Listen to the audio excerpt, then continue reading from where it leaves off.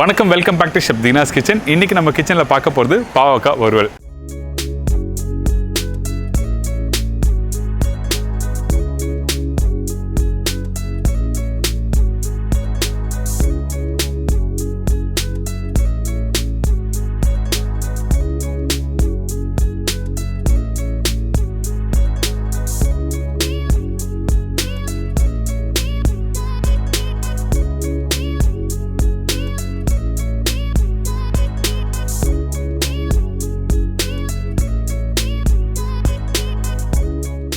பாவக்காய் வறுவல் சொன்னே நிறைய பேர் சாப்பிட மாட்டாங்க. ஏன் கேட்டிங்கன்னா அந்த கசப்பு தன்மை அதிகமாக இருக்கணும்.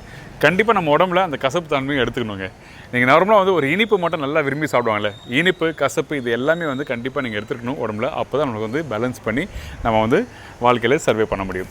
இன்றைக்கி இந்த பாவக்காய் வறுவல் எப்படி பண்ணுறது பார்க்க போகிறோம். இந்த பாவக்காய் வறுவல் சொன்ன உடனே நீங்கள் வெங்காயம் தக்காளிலாம் போட்டிருப்பீங்கன்னா கேட்பீங்க. ஆனால் கண்டிப்பாக வெங்காயம் தக்காளி போட்டிருக்கேன். இதில் அந்த கடலைப்பருப்பு கோல்டன் ப்ரௌனில் நல்லா வறுத்துட்டு அதுக்கப்புறம் அந்த ப்ரிப்பரேஷன் இந்த பாவக்காயோட குக் பண்ணி எடுக்கும்போது அந்த கடலைப்பருப்பு, அந்த பூண்டு, அந்த பாவக்காய் இதெல்லாம் சேர்த்து சாப்பிடும்போது சூப்பராக இருக்கும்.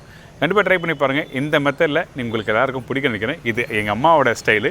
அந்த ரெசிபி தான் உங்களுக்கு நான் ஷேர் பண்ணியிருக்கேன். 1க்கு 4 வாட்டி அவங்கள்ட்ட கேட்டுட்டு அதுக்கப்புறம் அவங்க சொல்லிக் கொடுத்த ரெசிபி தான் உங்கள்கிட்ட ஷேர் பண்ணியிருக்கேன். இப்போ இந்த டிஷ் எப்படி பண்ணுறது பார்ப்போம். அதுக்கு முன்னாடி தேவையான பொருட்கள் பார்த்தலாமா? பாவக்காய் வறுவல் தேவையான பொருட்கள்: பாவக்காய் 250 கிராம், கடலைப்பருப்பு 1 டேபிள் ஸ்பூன், பெரிய சைஸ் வெங்காயம் 1 நம்பர், பெரிய சைஸ் தக்காளி 1 நம்பர், பூண்டு 10லேருந்து 12 பல், மஞ்சத்தூள் 1/4 டீஸ்பூன், மிளகாய் பவுடர் 2 டீஸ்பூன், கருவேப்பிலை தேவையான அளவு, கொத்தமல்லி தேவையான அளவு, கடுகு 1/4 டீஸ்பூன், உப்பு தேவைக்கேற்ற, எண்ணெய் குக் பண்ணுறதுக்கு தேவையான அளவு. இதுதாங்க இந்த ப்ரிப்பரேஷன் தேவையான பொருட்கள். நம்ம இன்றைக்கி பார்க்க போகிறது பாவக்காய் வறுவல். இந்த பாவக்காய் வறுவல் பண்ணுறதுக்கு முன்னாடி எனக்கு தெரிஞ்ச விஷயம் உங்கள் கூட நான் ஷேர் பண்ண ஆசைப்பட்றேன். அதாவது ப்ரிப்பரேஷன் பண்ணுறதுக்கு முன்னாடி நிறைய பேர் என்ன பண்ணுவோன்னா, கசப்பு தன்மை போகணும் அதுக்காக நிறைய ஃபார்மாலிட்டிஸான ஒர்க்லாம் பண்ணுவாங்க. அது என்ன மாதிரி ஃபார்மாலிட்டிஸ் என்ன கேட்டிங்கன்னா, இந்த பாவக்காய் இருக்குது பார்த்தீங்களா, மேலோட்டமாக தோலை பீல் பண்ணியிருப்பாங்க.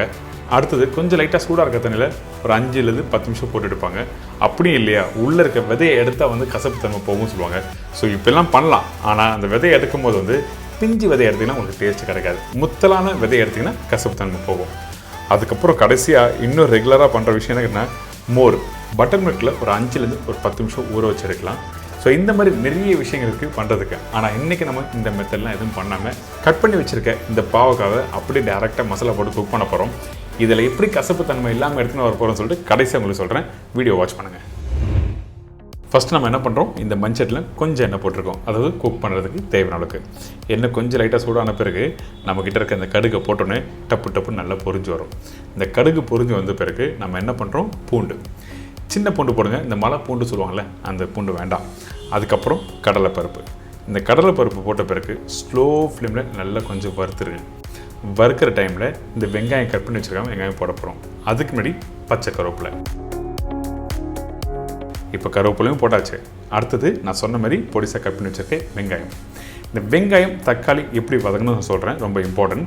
வெங்காயம் ரொம்ப நேரம் வதங்கக்கூடாது. அதிகபட்சம் ஒரு 30 to 40% வதங்கினா மட்டும் போதும்.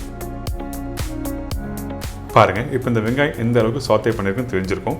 இதுக்கப்புறம் தக்காளி போட்டிருக்கேன். இதில் மஞ்சத்தூள், அதுக்கப்புறம் குழம்புத்தூள். நீங்கள் மிளகாய் பவுடர், தனியாத்தூள்லாம் போடலாமா அப்படின்னா போடலாம். ஆனால் நம்ம வீட்டில் இருக்க குழம்புத்தூள் வச்சு நீங்கள் ப்ரிப்பரேஷன் கம்ப்ளீட் பண்ண போகிறேன். இந்த குழம்புத்தூள் எப்படி பண்ணுறது சொல்லி நம்ம வீடியோ ஆல்ரெடி போட்டிருக்கோம் நம்ம சேனலில். அதோட லிங்க்கும் நான் கீழே கொடுத்துருக்கேன், நீங்கள் செக் பண்ணி பார்க்கலாம்.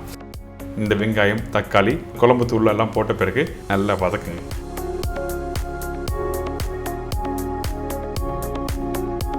ரெண்டு நிமிஷம் வதக்கி முடிச்ச பிறகு கட் பண்ணி வச்சுருக்கேன் இந்த பாவக்காய் இதில் ஆட் பண்ணுறோம். நான் ஏற்கனவே சொன்ன மாதிரி சின்ன சின்ன விதை எதுனா டேரெக்டாக போட்டு குக் பண்ணுங்கள். விதையை எல்லாத்தையும் எடுத்துகிட்டு நீங்கள் குக் பண்ண உங்களுக்கு அந்த ப்ரிப்பரேஷன் அந்த அளவுக்கு எனக்கு கிரேட்டாக இருக்காது. அதனால் முத்தலாக இருந்தால் மட்டும் நான் எடுத்துக்கணும், பிஞ்சாக இருந்தால் அப்படியே போட்டு குக் பண்ணுறோம். அடுத்தது இந்த மசாலா, இந்த பாவக்காய் 2 நிமிஷம் நல்லா வதக்கிடுங்க.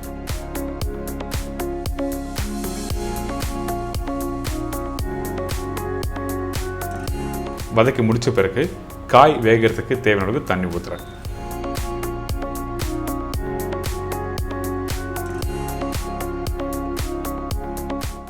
இப்போ இந்த தண்ணியோட நல்லா மிக்ஸ் பண்ணிவிட்டு அதுக்கப்புறம் கொஞ்சம் கொத்தமல்லி போடுங்க. கொத்தமல்லி போட்டு ஒரு மூடி போட்டு நல்லா வேக விடணும்.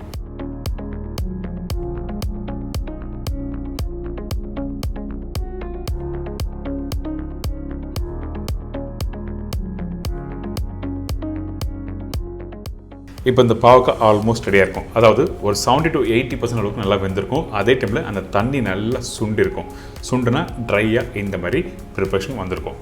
இதுக்கப்புறம் இந்த பாவக்காய் நல்லா ட்ரை பண்ணும். குக் பண்ணதான் உங்களுக்கு கசப்பு தன்மை போகும்.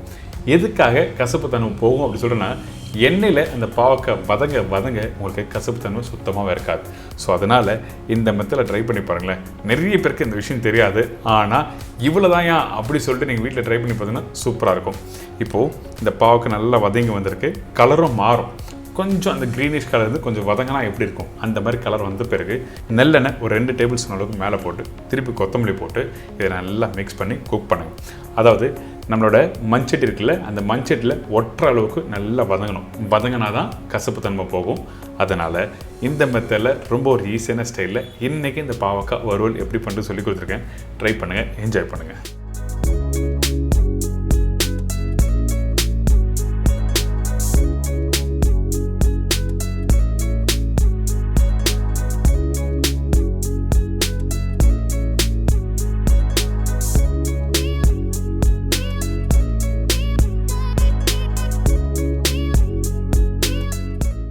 இப்போ எல்லாரும் தெரிஞ்சிருக்க நினைக்கிறேன் இந்த பாவக்காய் வறுவல். Thank you so much. என்னோட அம்மாவுக்கு தான் நான் சொல்லணும். இந்த ரெசிபி கற்றுக் கொடுத்ததும் அவங்க தான்.